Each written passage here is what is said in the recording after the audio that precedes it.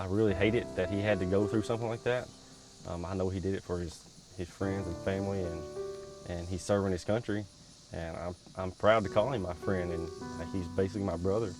Um, just something like that is something that you take with you forever.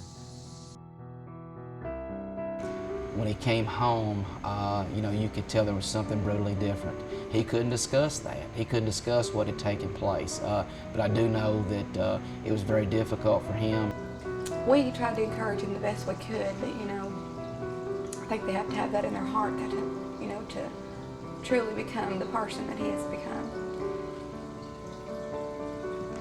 And he has just grown so much, and I think he's had to grow up a lot faster than most of us have.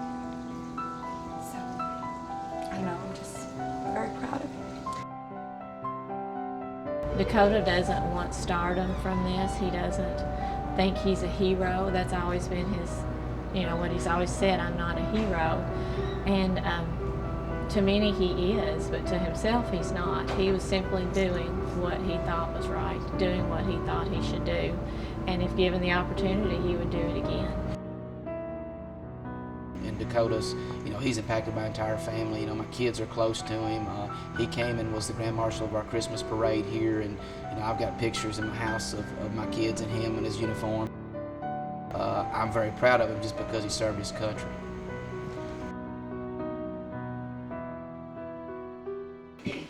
Well, he's my hero, but he doesn't want to be a hero because that was the worst day of his life. But I'm very proud of him, and I can't sum it up in one word, one sentence. He just means too much to me.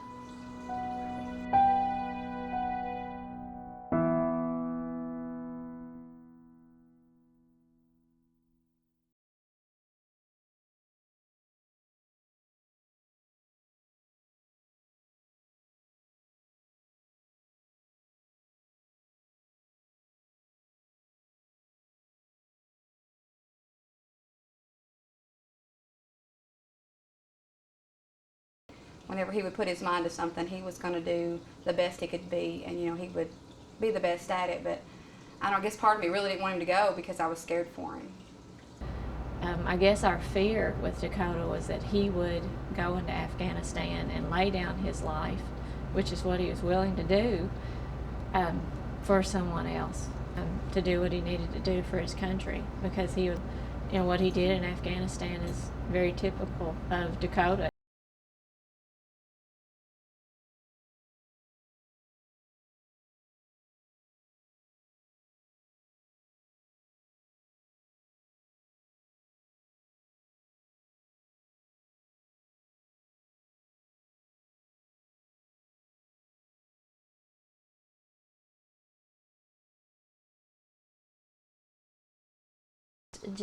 I felt honored just to have been a part of his life.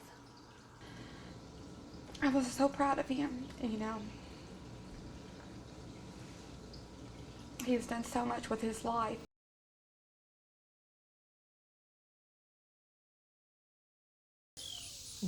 Well, he's been this way all his life. I mean, he always wants to do everything right and do a good job, give 110%. He said, if I would have studied like I've studied in the Marine Corps, he said, I would have been valedictorian.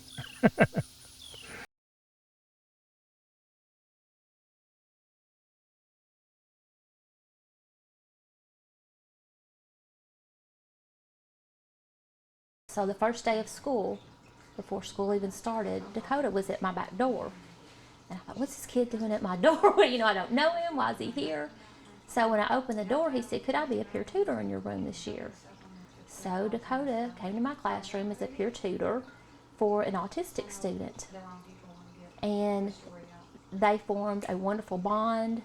The relationship was great. Dakota was a great role model for him. It was the best school year I've ever had. It worked out wonderful. He went to defend his country. That was important to him. Being a part of that team was important. Those guys on that team was important to him.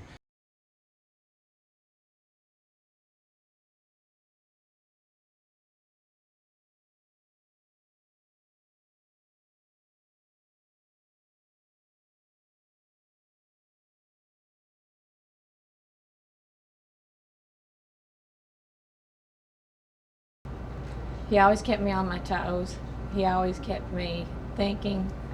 And since all this has happened, he's given me a greater appreciation of country and pride in my country, pride in the military.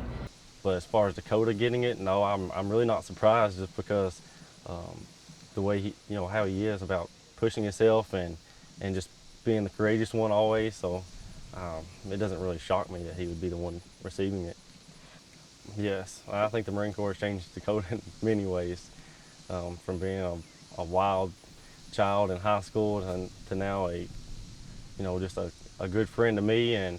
But when he came back, he seemed like he'd calmed down a lot, and he was a more polite person and respected people and had a lot more respect for his elders. And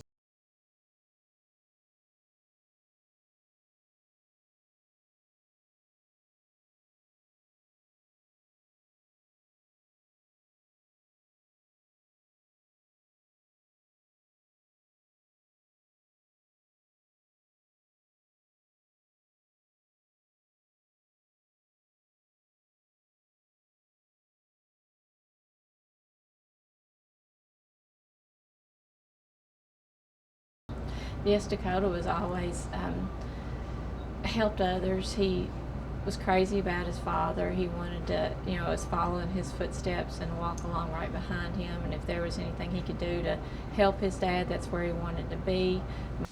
well, I hope Columbia will support him in every way that they can, and I hope it means a lot that because you don't hear too many living recipients receiving the Medal of Honor, and since he is one of them, I hope that Columbia follows through and supports him as much as they can, but then again, I hope Dakota comes back here and does what he can for the community, just to show him that he's from here and that he's a small town boy, and hopefully that Adair County or Columbia will return the favor and support him in every way possible.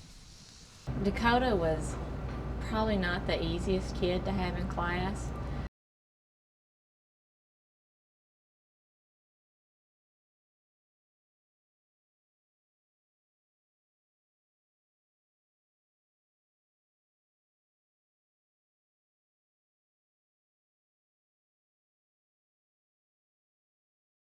He always hung around more mature people, and so I think he learned a lot of that because he was always kind of ahead of his age. He was mature and thought of responsibility before maybe play. His play was working on the farm and hanging out with his dad and hunting and mature things that older kids did and things that men did, and so he was always mature beyond his age, even from as a small child. Did you see? Dakota always felt that what was right, and there wasn't a lot of gray area in things. Things were either black or white, and he wanted you to understand how he felt about it, and he wanted to convince you of how he felt about it, and he thought that everybody ought to think like that. But I guess in one simple term, it would just be a hard worker. See you working hard, everybody else catches on, this guy wants to do something special. And that was the whole thing with Dakota as a coach. He wanted to do something special. He just didn't want to be I just don't want to play football. I want to be a great player. And that's a thing that I can tell you that I sensed from day one with him, and it made it enjoyable to coach him, is because he had that drive to be a great player. He was always an athlete that came early, stayed late, always wanted to know what was on the practice schedule.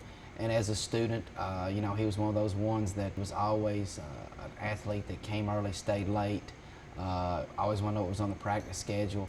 And as a student, he was one of those ones that not necessarily a great passion for needy children.